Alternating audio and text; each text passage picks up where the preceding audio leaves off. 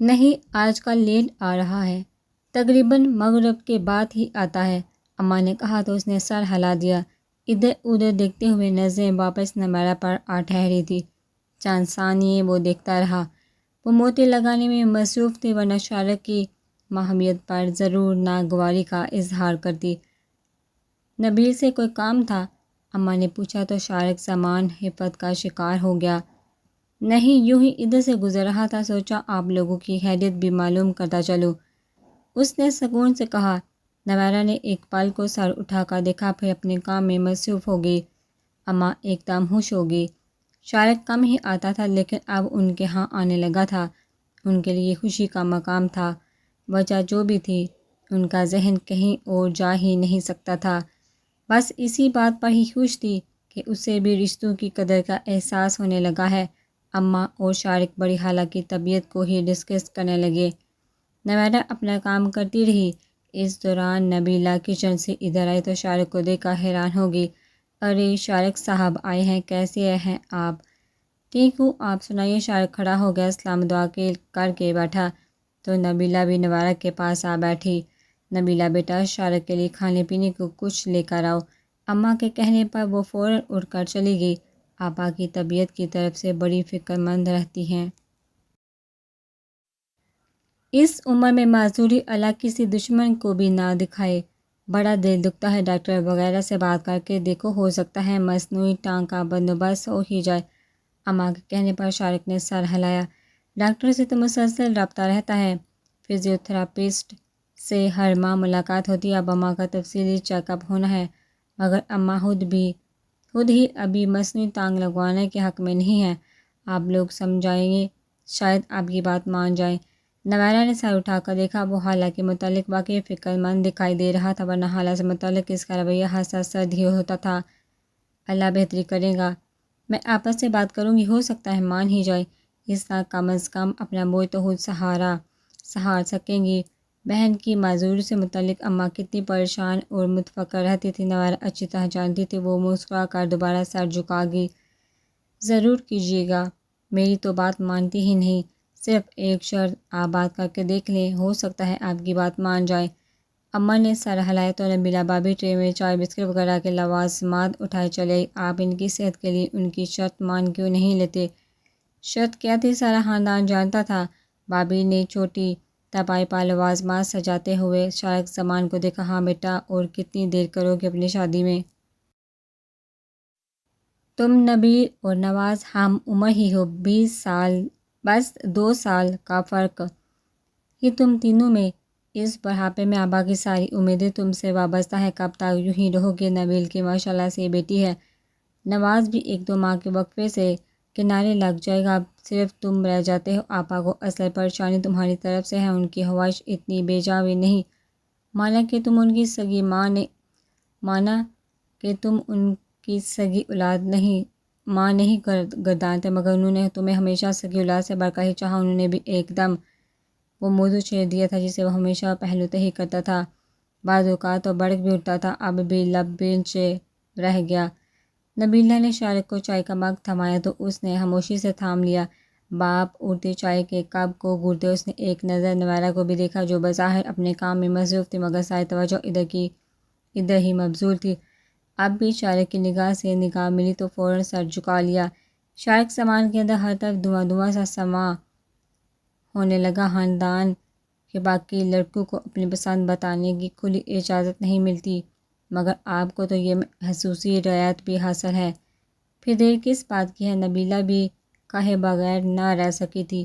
شارق نے گرم کپ کو منہ سے لگا لیا، گھونٹ بھرا تو ایک دم ہونٹ جل اٹھے، فوراً کپ ہونٹوں سے پرے ہٹایا۔ اگر پسند ناپسند کا مسئلہ ہے تو بتائیے، ہم آپ کا ساتھ دیں گے، بھروسہ کر سکتے ہیں ہم پر۔ آخر میں نبیلہ کا انداز شرارت آمیز تھا۔ شارق تلخی سے ہنس دیا، اماں بھی مسکرائی، نظر پھر نویرہ کے جھکے سر پر جا ٹھہری۔ سیدھی صاف شفاف مانگ آدھا سر دوپٹے سے ڈھانپا ہوا تھا۔ شارق کی نگاہ اس پر اٹک گئی۔ پسند؟ وہ زیر لب بڑبڑائے اور پھر کپ ہونٹوں سے لگا لیا۔ میری چچا کی بیٹیاں بڑی پیاری سلجھی ہوئی ہیں، اگر کہیں تو بات چلاؤں۔ دراصل چچی جان ان کے رشتوں کے متعلق آج کل بڑے ہاتھ پیر مار رہی ہیں، کیا خیال ہے؟ اب کے نوارا نے بھی مسکرا کر سر اٹھایا۔ شارق ایک دم نبیلہ کی بات پر گھبرا گیا، جیسے وہ واقعی رشتے کے لیے حامی بروا کر ہی اٹھیں گی۔ نہیں نہیں پلیز، کن باتوں کو لے کر بیٹھے، کوئی اور بات کرے۔ نبیلہ کھل کر ہنسی۔ شارق کی گھبراہٹ نے ایک عجب لطف دیا، سبھی ہنس دے۔ یہ بندہ اس ذکر سے گھبرا بھی سکتا ہے؟ نمائرہ کو شدید حیرت ہوئی، جو خاصی خوشگوار بھی تھی۔ شارق بھائی، آپ ہم ہاں طاہر کر رہے ہیں، آپ کو ایک چانس مل رہا ہے، ابھی تو ہر کوئی آپ کی منتیں کر رہا ہے، بعد میں آپ ترسیں گے، کوئی مذاق میں بھی نہیں پوچھے گا۔ مسلسل خاموش، اپنے کام میں مصروف نمائرہ کے اس مذاق پر شارق کے ہونٹوں کی مسکراہٹ گہری ہوتی چلی گئی۔ اب بھی تم اپنی شادی کے بکھیروں سے نپٹو، میری فکر نہ کرو، اپنے لیے میں خود ہی کافی ہوں، اس نے بھی مذاقاً کہا۔ نمائرہ شادی کے ذکر پر چمک گئی۔ تبھی اتنی دیر کر رہے ہیں؟ نبیلہ بھابھی نے اس کے آخری جملے کا جواب دیا۔ وہ کہہ لگا کر ہنس دیا۔ کہتے ہیں صبر کا پھل میٹھا ہوتا ہے، وہ کہہ تو بھابھی کو رہا تھا، مگر دیکھ صرف نمائرہ کو رہا تھا، وہ بھی متوجہ تھی۔ ایک دم سٹپٹا گئی۔ شارق کی نگاہوں کی عجیب سی کیفیت ایک دم نمائرہ کے اندر کچھ کلک کر گئی۔ پچھلے کچھ عرصے سے وہ جو شارق کی نظر سے بدگمان ہو رہی تھی، آج شارق کی نگاہوں کی شرافت محسوس کر کے وہ پہلے کی طرح منظر سے غائب نہیں ہوئی تھی، مگر اب ایک دم شارق کی بات نے اسے سر جھکانے پر مجبور کر دیا۔ ایک دم چہرے پر وہی ہر بار در آنے والا ناگواری کا احساس جاگا، جو شارق کی نگاہوں سے اس کے چہرے پر چھا جاتا تھا۔ ہر کسی کے ساتھ یہ مسئلہ صادق نہیں آتی، بعض اوقات صبر کا پھل کڑوا بھی ہو جاتا ہے۔ ناگواری کی ایک لہر جو اس کے چہرے پر چھائی تھی، اس کا اثر زبان کی کڑواہٹ میں بھی آ گیا۔ شارق زمان نمائرہ کی بات پر اچھا سا محسوس ہوا تھا، مثلاً اس نے براہ راست نمائرہ کے چہرے کو اپنی نگاہوں کے حصار میں لے لیا تھا۔ نمائرہ الجھ کے اپنی بات کہہ کر پچھتائی۔ شکایت و ناگواری کی کیفیت لے شارق کو دیکھا۔ یہ مثال تو آپ خود ہیں، خود ہی بہتر جانتے ہوں گے، میں تو بس اتنا جانتی ہوں کہ انسان کے سب کے پھل میں اس کے کردار اور شخصیت کی پختگی کا بھی بڑا عمل دخل ہوتا ہے۔ اس نے براہ راست شارق زمان پر چوٹ کی۔ شارق زمان ایک دم لب بھیج گیا۔ نبیلہ بھابھی اور اماں کو بھی نمائرہ کی بات انتہائی بری لگی۔ نمائرہ، شارق کے چہرے کی سرخی ایک دم بڑھ گئی۔ اماں نے فوراً ٹوکا۔ نمائرہ نے سر جھٹکا۔ انسان کو سوچ سمجھ کر بولنا چاہیے، ہر وقت بلا سوچے سمجھے بولنے کی عادت اچھی نہیں ہوتی۔ اماں کو اس کا سر جھٹکنا مزید برا لگا۔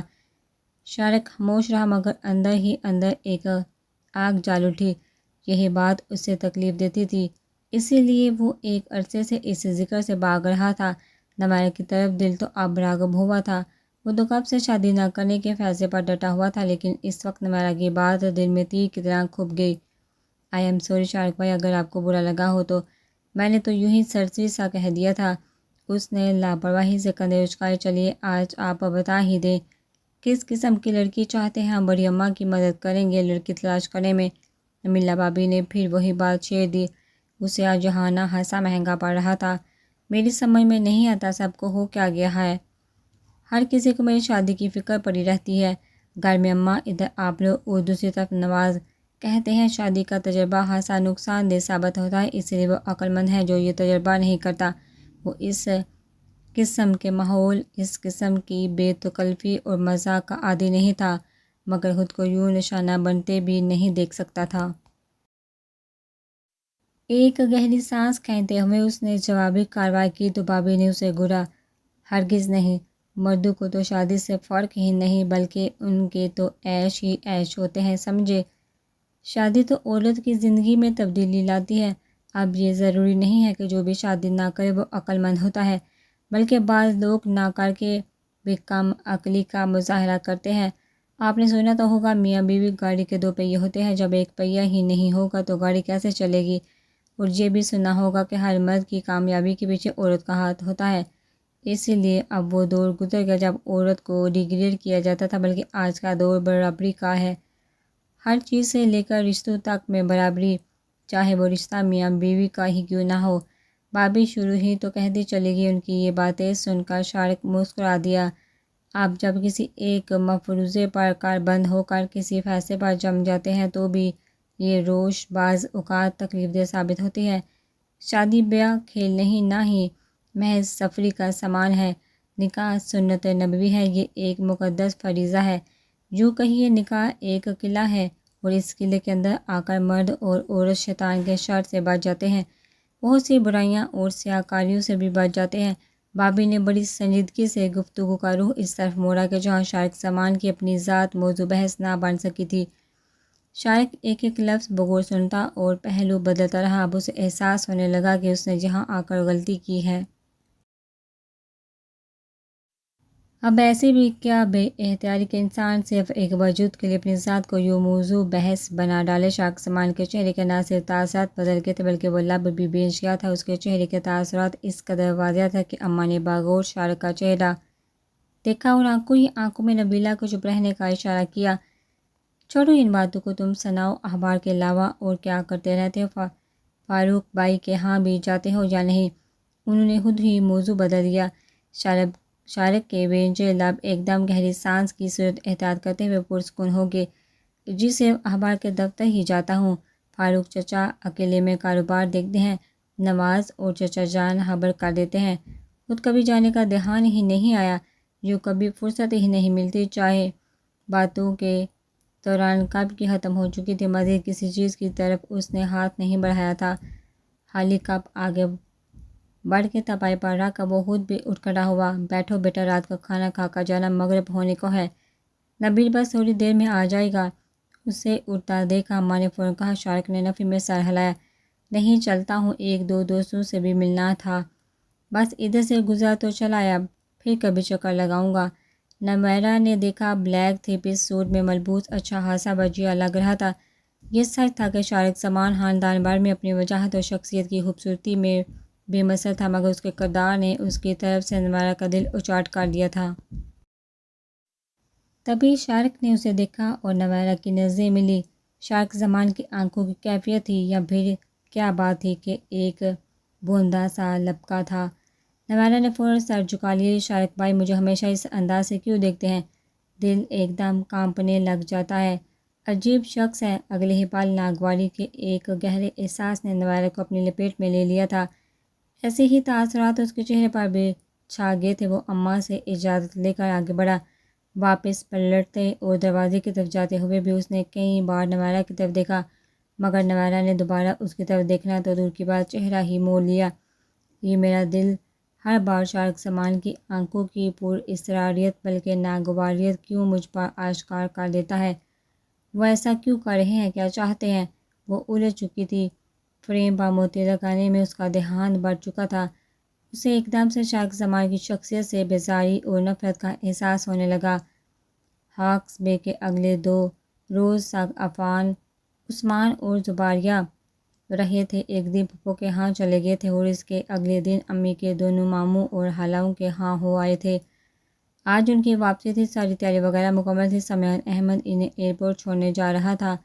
اپنا خیال رکھنا اور جاتے ہی فون کر دینا، طاہرہ بیگم نے عثمان کو دیکھتے ہوئے خاص تاکید کی تھی۔ پھر انہوں نے زباریہ کو گلے لگایا۔ حمزہ کو سمیان نے پہلے ہی اٹھایا ہوا تھا۔ سب سے مل کر وہ لوگ گاڑی میں آ بیٹھے۔ گاڑی سمیان احمد ڈرائیو کر رہا تھا۔ فرنٹ سیٹ پر عثمان تھا جبکہ زباریہ پچھلی سیٹ پر حمزہ کو گود میں لیے ہوئے تھی۔ یار ذرا چچا ابو کی طرف گاڑی موڑ لو، ملتے ہوئے چلتے ہیں، ان کو بھی خدا حافظ کہہ لے ورنہ ان کا دل خراب ہوگا۔ جیسے ہی سمیان مین روڈ پر گاڑی لایا تو عثمان نے فوراً کہا۔ سمیان نے پلٹ کر دیکھا، شاید اسی لیے وہ لوگ جلدی گھر سے نکل آئے تھے۔ اس نے خاموشی سے گاڑی دوسری سمت موڑ لی۔ ویسے سمیان امی کے رویے سے تم نے نوٹ کیا ہے، وہ پہلے سے کچھ بدلی ہیں۔ اس دفعہ جس طرح انہوں نے ہماری آؤبھگت کی ہے، پہلے کبھی اس طرح انہوں نے ہمیں ویلکم نہیں کیا۔ اچانک عثمان نے کہا۔ تو اور کیا، ماما کا رویہ مجھ سے بھی کچھ کھچا ہوتا تھا، لیکن اس دفعہ تو انہوں نے اگلی پچھلی ساری کسر نکال دی۔ زباریہ بھابی بھی مسکرا کر کہہ رہی تھی۔ سمیان مسکرا دیا۔ یہ بات اس نے بھی نوٹ کی تھی، مگر امی کے رویے کے پیچھے موجود محرک کا وہ خود بھی اندازہ نہیں لگا پایا تھا۔ امی سے تو نہیں، مگر ابو سے بات ہوئی ہے میری، تمہاری شادی کے متعلق کہہ رہے تھے کہ تمہارے کہنے پر انہوں نے خود ہی اس موضوع کو فی الحال ٹال دیا ہے۔ میں نے خود ابو کو منع کر دیا تھا۔ ہاں دونوں گھروں میں ایک ٹینشن سی کریٹ ہو رہی تھی۔ امی بھی حد سے زیادہ جذباتی ہو رہی تھی۔ زرش کو انہوں نے سختی کے ساتھ مسترد کر دیا تھا۔ صاف لفظوں میں تو نہیں مگر انہوں نے اسے ذلیل کرنے میں کوئی کسر نہیں چھوڑی۔ پھر میں نے خود ہی سوچا تو یہی مناسب لگا کہ فی الحال اس ٹاپک کو رہنے دے، اور دوسری طرف زرش بھی پڑھ رہی ہے۔ اس ساتھ سے کشیدگی ہی پیدا ہو رہی تھی اور کچھ بھی خاص نہیں ہو رہا تھا۔ سمیہ نے بتایا تو عثمان نے سر ہلا دیا۔ سمیہ نے بالکل صحیح کہا ہے، زرش ابھی پڑھ رہی ہے۔ چچا جان اتنی جلدی تو زرش کو رخصت نہیں کریں گے۔ اس طرح ہو سکتا ہے امی جان کی ضد بھی ٹوٹ جائے، ان کے دل میں بھی زرش کے لیے جگہ بن جائے۔ زباریہ نے بھی رائے دی، زرش میں ابھی بچپنا بہت ہے، لاابالی سی طبیعت کی مالک ہے، کچھ چچا جان اور چچی جان کی بے حد لاڈلی بھی ہے، ہو سکتا ہے تب تک وہ بھی میچور ہو جائے۔ یہ زباریہ کی دوسری رائے تھی جس سے سمیان کو ذرا بھی اختلاف نہ تھا۔ وہ لوگ چچا کے یہاں پہنچے تو اس وقت گھر میں بالکل خاموشی تھی۔ شائستہ بیگم ان کو لان میں مل گئی۔ سمیان کی گاڑی اندر آتے دیکھا وہ فوراً ان کی طرف چلی۔ السلام علیکم چچی جان، زباریہ نے سلام کیا۔ انہوں نے اسے گلے سے لگایا اور زباریہ سے حمزہ کو اپنی گود میں لے لیا۔ جا رہی ہو تم لوگ؟ پچھلی سیٹ پر بیگ دیکھا انہوں نے سمیان اور عثمان کو دیکھا۔ بس اتنی ہی چھٹیاں تھیں، 1 گھنٹہ بعد کی فلائٹ ہے، سوچا چلتے ہیں، آپ سے بھی مل لیں گے۔ عثمان قریب چلایا، انہوں نے اس کے سر پر ہاتھ پھیرا اور ان کو لے کر اندر چلی گئی۔ گھر میں بڑی خاموشی ہے۔ زباریہ نے ارد گرد دیکھا۔ ہاں نوشی کالج گئے ہیں، فرح نے تم لوگوں کی وجہ سے چھٹی کی تھی تو زرش بھی نہیں گئی کہ وہ اکیلی جا کر کیا کرے گی۔ تمہاری چچا جان کی طبیعت آج کچھ ٹھیک نہیں تھی، کمرے میں لیٹے ہوئے ہیں۔ انہوں نے تفصیلی جواب دیا۔ کیوں کیا ہوا ان کی طبیعت کو؟ چچا کی طبیعت کا سن کر تینوں پریشان ہو گئے۔ ہونا کیا ہے، وہی دل کا درد، رات کو اچھے بھلے تھے، صبح آفس کی تیاری کر رہے تھے کہ سینے میں درد شروع ہو گیا، میرے تو ہاتھ پاؤں پھول گئے۔ نوشی کالج آ چکی تھی، زرش گھر پر تھی، اس نے ڈاکٹر زبیر کو کال کی، انہوں نے آ کر میڈیسن دی، انجیکشن بھی لگائے، ابھی لیٹے ہوئے زرش ان کے پاس کمرے میں موجود ہے۔ شائستہ بیگم کے چہرے پر گزرے لمحوں کا عکس اور تکلیف تھی۔ سمیان احمد نے ایک دم آگے بڑھ کر انہیں کندھوں سے تھام لیا۔ ہمیں کال کیوں نہیں کی؟ فون کر دیا ہوتا، ہم آ جاتے۔ شکر ہے طبیعت سنبھل گئی ہے، اگر زیادہ خراب ہو جاتی تو چچا اور چچی کے معاملے میں وہ کس قدر حساس تھا یہ سبھی جانتے تھے۔ ناراضگی اور شکوے سے کہا تو وہ سب مسکرانے لگے۔ اللہ کا شکر ہے اب طبیعت بہتر ہے، انہوں نے تسلی دی۔ میں دیکھتا ہوں وہ انہیں وہیں چھوڑ کر آگے بڑھ گیا۔ جب سمیان کمرے میں داخل ہوا تو زرش بستر پر دراز سعود احمد کا سر دبا رہی تھی۔ دونوں آپس میں بات کر رہے تھے، وہ کس بات پر مسکرا رہے تھے۔ سمیان کو اندر داخل ہوتے دیکھ کر زرش نے سر اٹھایا۔ ارے سمیان بھائی آپ! السلام علیکم۔ سمیان آگے بڑھ آیا۔ سعود احمد نے بھی سمیان کو دیکھا، انہوں نے مسکرا کر اس کی طرف مسافر کے لیے ہاتھ بڑھایا۔ سمیان احمد نے ان سے ہاتھ ملا کر ان کے قریب ہی جگہ پکڑی، تبھی عثمان، زباریہ اور شائستہ بھی چلے۔ ارے عثمان اور زباریہ بھی ہیں۔ وہ ایک دم اٹھ بیٹھے، انہوں نے عثمان کو گلے سے لگایا۔ زباریہ کو پیار کیا جا رہے ہو تم لوگ؟ وہ جانتے تھے آج ان کی فلائٹ ہے۔ عثمان نے سر ہلایا۔ ہم لوگ آپ سے ملنے آئے تھے مگر جہاں آ کر چچی نے بتایا کہ آپ کی طبیعت خراب ہے۔ عثمان نے تفکر سے پوچھا تو وہ ہنس دیے۔ طبیعت کیا خراب ہوئی ہے، بس دل چاہ رہا تھا بیگم سے خدمت کروانے کو۔ ان کا انداز ہی ایسا تھا کہ سب ہی ہنس دیے۔ شائستہ بیگم نے انہیں گرا خدا کا خوف کرے، صبح ہمارے ہاتھ اور پیروں سے جان نکلی جا رہی تھی اور اب کیسے مذاق سوچ رہا ہے۔ انہیں ایک دم صبح کا واقعہ یاد آیا جب سعود احمد کی طبیعت اچانک خراب ہو گئی تھی، ان کو کچھ سوچ ہی نہیں رہا تھا۔ اگر زرش گھر پر نہ ہوتی اور ڈاکٹر زبیر کو فون نہ کرتی تو نہ جانے کیا ہوتا۔ اس تصور سے ان کا دل کانپ اٹھا تھا۔ اور کیا سچی بھائی، صبح پاپا کی طبیعت بہت خراب ہو گئی تھی، جاگتا ہی دل میں اتنا درد اٹھا تھا۔ سعود احمد دل کے مریض سے 1-2 دفعہ پہلے بھی تکلیف ہو چکی تھی لیکن سیریس حالت کبھی نہیں ہوئی تھی۔ زرش کی بات پر وہ مسکرائی۔ یہ دونوں ماں بیٹی تو بس یوں ہی خوفزدہ ہو رہی ہیں، معمولی درد تھا، اب تو بالکل ٹھیک ہوں۔